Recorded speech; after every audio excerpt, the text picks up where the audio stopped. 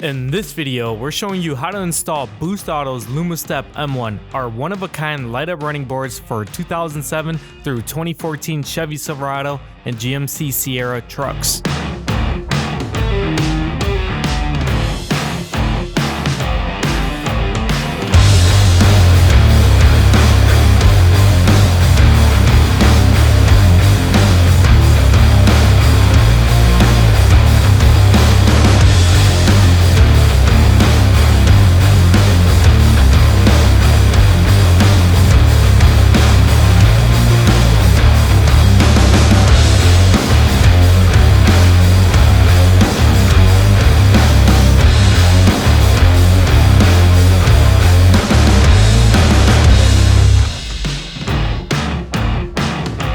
Lumastep M1 light-up running boards from Boost Auto is the next upgrade for your Silverado or Sierra.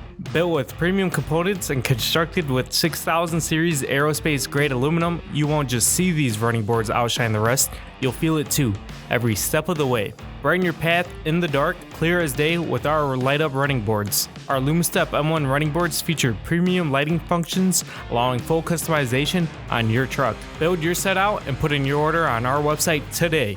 Get your Lumastep M1 light-up running boards and step up your game.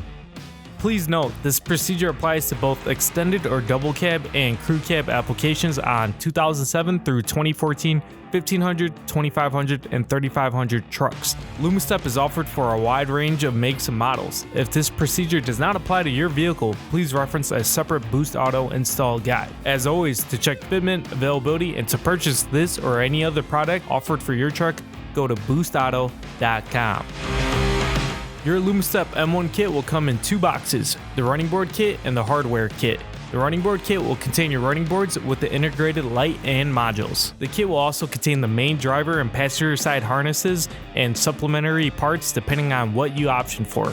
If you option for rock light functionality, you can add on our rock light harness that integrates with our hardwire adapter. The harness also comes with a switch that you can install anywhere on your dash. Adding rock light is a great way to ensure high visibility in the dark, both while driving or parked. Be sure to add rock light when you're building out your running boards. Your hardware kit will contain the driver side brackets and the passenger side brackets along with the bracket covers. The hardware kit will also contain all washers and fasteners needed for your installation. As we progress through this install, we'll call out specific hardware used every step of the way.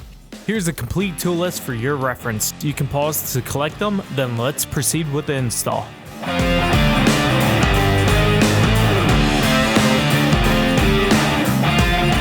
If your truck is a 2011 or newer diesel, you'll have to temporarily drop your diesel exhaust fluid or DEF tank to mount the first and second brackets on the passenger side. If this applies to your truck, please watch this next section where we show you how to do that. Otherwise, please skip ahead to the next section. You'll find your DEF tank on the passenger side right behind the front wheel. You may have a cover under your tank. If your tank has a cover on, you can remove it by taking off these three 13mm bolts on the inside of the truck, then unlatching at these two locations on the outside. Let's start on the inside. Go ahead and slide under the tank and remove the three 13mm bolts.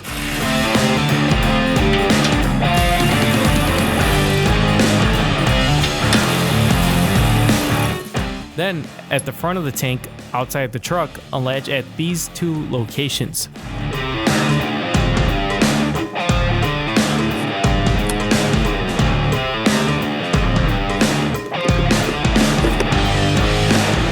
Next, remove these two brackets holding the DEF tank in place.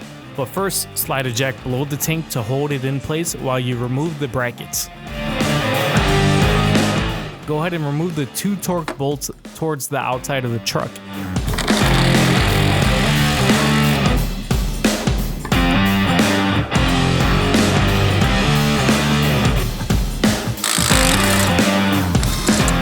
These two brackets are latched in at the back. Here's how to unlatch them. First, angle the bracket as shown in the video. Once angled, push up on this end. After that, use a flathead screwdriver to pry on the bracket. Once the latch is undone, you can pull down on the bracket to remove it. Here's what it looks like on the vehicle. Again, angle the bracket, push up on this end, and use a flathead screwdriver to release the latch. Remove the second bracket in the same way.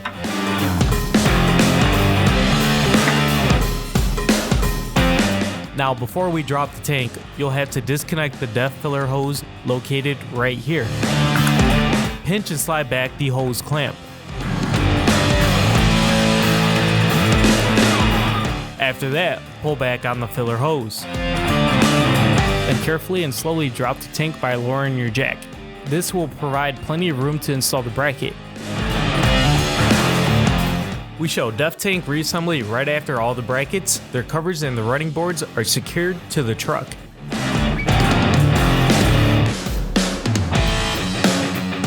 In this video, we're going to be using our shoplift to better show the procedure. The entirety of the procedure can easily be done on the ground. All the steps shown while on the lift will be the same as doing it on the ground. We're showing the mounting procedure on the passenger side, but it's the same on the driver's side. Here are the mounting points for the front bracket, the center bracket, and the rear bracket. So before we begin mounting the brackets, let's first look at how each mounting point might be configured. It varies vehicle to vehicle, but the general steps still apply for each application. Some might have this nut at the pinch weld, while other mounting points might just have an open hole. For these open holes, you can use clip-on nuts provided in your hardware kit and simply slide it on. Now for the second mounting hole at each location where the bolt goes in horizontally, the hole might be pre-threaded. But if the hole here is just open, you can use the provided clip-on nuts here as well. Okay, let's begin at the front passenger side. You can see this particular bracket configuration is different than the rest. It has this support bracket that drops in like this with the side hole facing the front. First, screw in the bolt that goes horizontally. You can see that our mounting point has a threaded hole, but if yours does not, simply slide a clip-on nut. Make sure you put on a lock washer and flat washer before installing the bolt.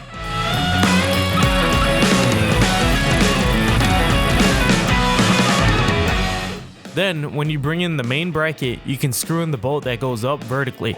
Our vehicle has a nut already present here, so the bolt goes right up. Make sure you put on a lock washer and flat washer before installing the bolt. But if you have an open hole here at the pinch weld, for this particular mounting point, we'll not use the clip-on nut, but instead we'll use the bolt plate. Pass the bolt plate directly through and secure it from the other end using a flat washer and a lock nut.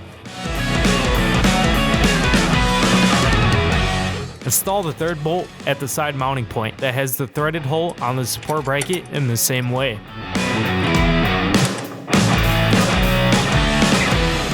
Remember, when assembling each bracket, do not tighten the bolts down fully since we may need to make adjustments down the line. Next, we'll move over to the center bracket mounting location. You can see that our vertical mounting point has a nut. If your truck doesn't have this, you can use a clip-on nut that can be found in your hardware kit. Simply align your mounting bracket to the mounting points, then thread in two 13mm bolts with the lock washer and flat washer installed, one at the horizontal mounting point and one at the vertical mounting point.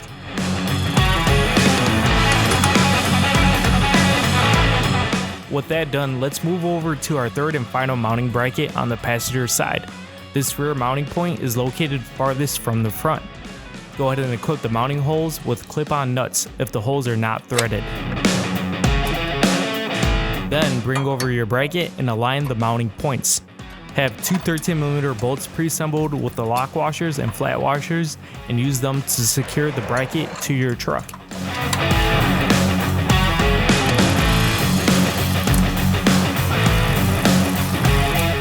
With all three brackets installed on the passenger side, we can now install the bracket covers on them. Follow the orientation shown in the video. Align the cover holes to the bracket, then use two screw-on tabs to secure the covers on the bracket.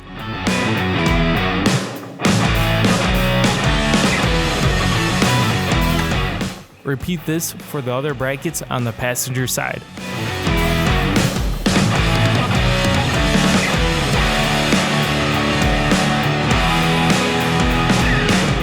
When you have finished installing the bracket covers, repeat everything up to this point on the driver's side. Go ahead and install the driver's side brackets and bracket covers in the same manner.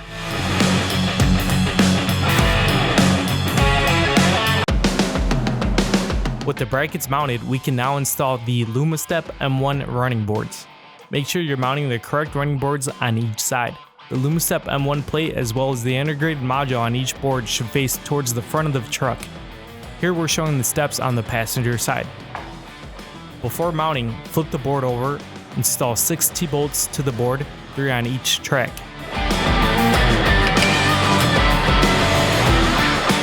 Align the T-bolts roughly to the position of the brackets.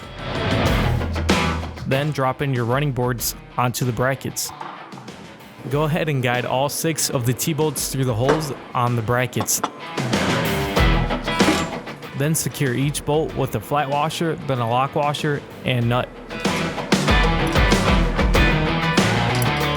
Use the 10mm socket to thread in the nut further, though hold off on tightening completely for now.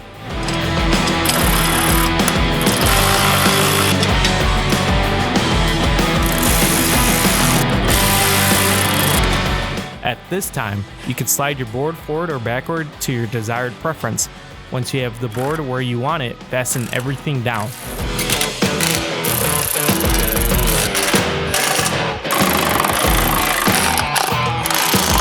Once everything is tightened down, perform the same steps on the driver's side. Ensure this board is aligned with the passenger side board before securing all fasteners down.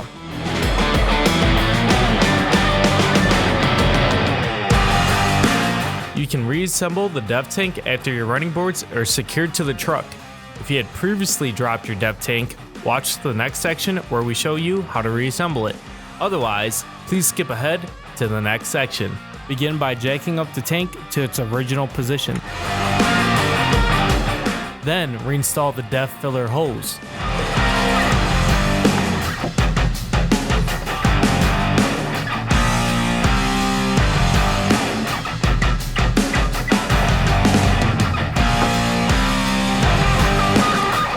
Install the 2 brackets. First, latch it in the back by pushing it up until it snaps in place. Then screw in the 2 bolts on the outside.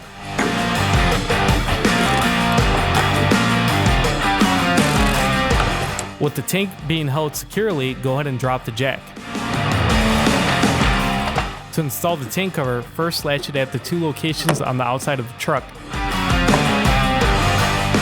Then install 3 13mm bolts towards the inside of the truck. And with that done, you can continue installing your running board harnesses.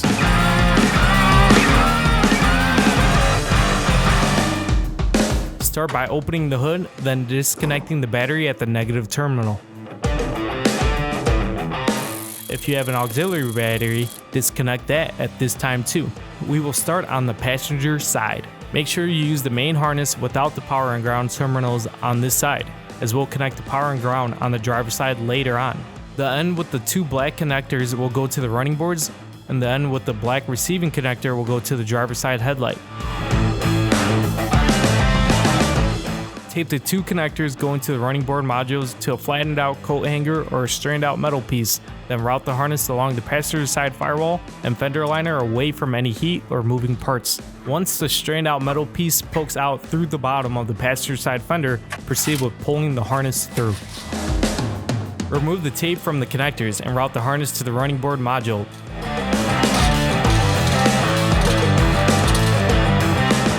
Plug both of the connectors into the running board module. The connectors are different sizes and will go to the corresponding slots on the module. Secure the harness out of sight. On the driver's side, pass the driver's side running board harness through and connect it to the running board module.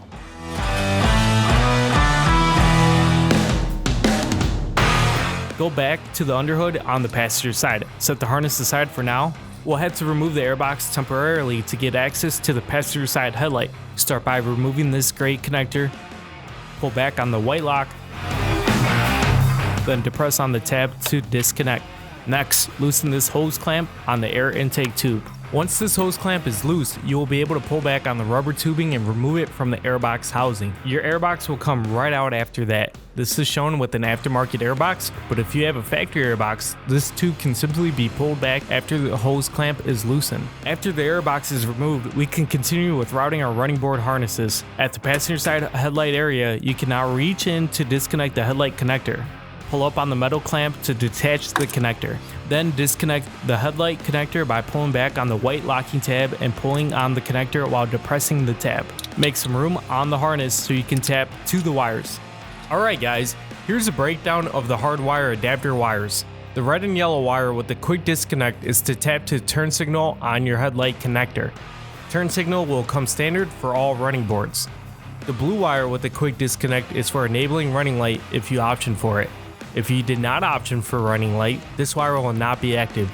You can simply tape the disconnect on this wire out of the way. The white wire with the butt connector is for rock light if you option for it. If you did not option for rock light, this wire will not be active, so be sure to tape the butt connector on this wire out of the way. Simply tapping the wires on the headlight connector for optional applications will not enable those features. The only wires active on your hardwire adapter will be the ones you option for when purchasing your running boards. Again, check out all available lighting options on our website or reach out to our support team with any questions. Then use the provided red T-taps to tap to the wires at pin E and pin G. Looking at the wires with the connector tab pointing up, pin E is at the bottom left and pin G is on the second row, third over from the left.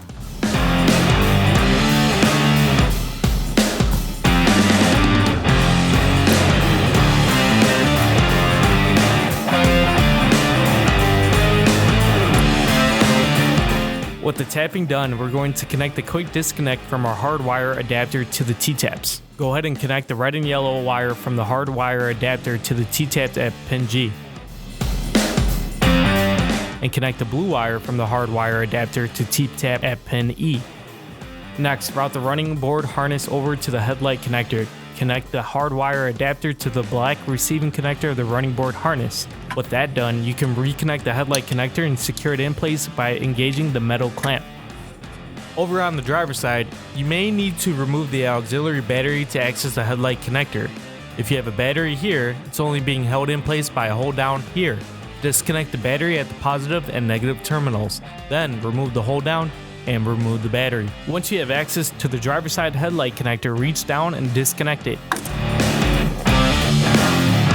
Then use the provided red T-taps to tap to the wires at pin E and pin G. Looking at the wires with the connector tab pointing up, pin E is at the bottom left and pin G is on the second row, third over from the left.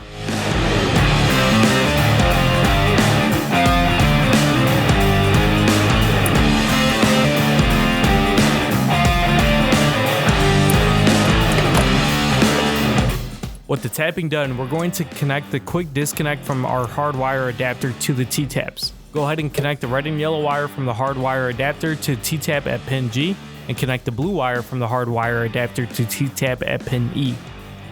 Next, route the driver's side running board harness over to the headlight connector. Connect the hardwire adapter to the receiving connector of the running board harness. Once everything is plugged in, reconnect the driver's side headlight connector. If you did not option for a rock light harness, you can skip to the next section. The rock light function overrides any existing function when activated and outputs a solid white light. This will remain on until you switch it off and cannot be overridden by functions such as turn signal or running light. If you did option for rock light but did not purchase our rock light harness, you will simply need to run a triggered 12-volt power feed to the white wire on the hardwire adapter. If you have an existing rock light or an auxiliary switch, you can use that, or any 12-volt trigger will do. If you did option for our rock light harness, follow these next steps. Your harness will have this power terminal, two long white wires that will go to the headlight, and your switch. Ensure the headlamp connectors are disconnected to give you better access to the white wire. On the passenger side, continue by installing one of the long white wires from the harness at the headlight.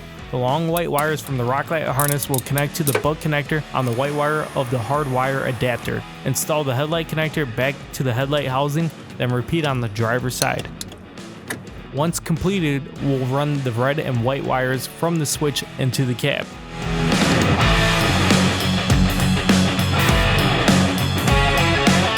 Inside the cab, continue to pull the wires through. Locate a suitable spot for the rock light switch and drill a hole into the dash. Once the hole is drilled, install the rock light switch. Be sure to connect the white wires to slot 1 and the red wire to slot 2 as shown here.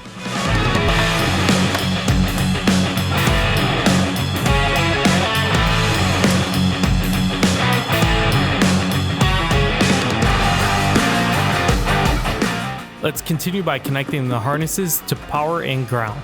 Locate the fuse box under the hood on the driver's side and remove the lid. Release and rotate the gray latch at the fuse box so you can access the power terminal. Remove the 10mm nut here, then connect the power terminal from your running board harness here. If you option for a rock light, the red power wire from rock light harness can be connected here too. Go ahead and reconnect the nut here to secure your power terminals. We'll attach the ground wire to this stud on the firewall. Go ahead and remove the 10mm nut here and connect your ground terminal. Then secure it with the previously removed nut. Connect the white 2-pin pass-through connectors from the driver's side harness to the passenger side harness. Then install the fuse box lid back in place. With all the wiring completed, we can now reinstall the air box. Go ahead and drop it in place, then connect the intake tube. Secure it by tightening the hose clamp, then reconnect the gray connector. Now with the air box reinstalled and the connectors connected, reconnect the battery. If your truck has an auxiliary battery, reconnect that at this time too. Test to make sure that all functions are operational. Then secure and tuck any excess wires to the truck out of the way of any heat and moving components.